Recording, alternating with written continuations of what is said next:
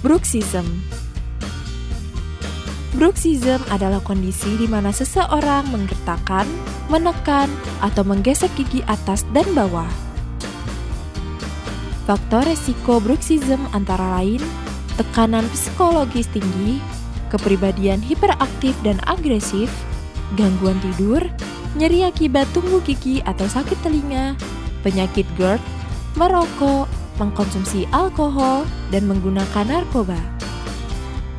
Gejala bruxism yaitu sakit rahang, telinga, dan kepala, enamel gigi terkikis dan gigi sensitif, gigi retak dan terasa longgar, gangguan makan, dan sulit membuka mulut.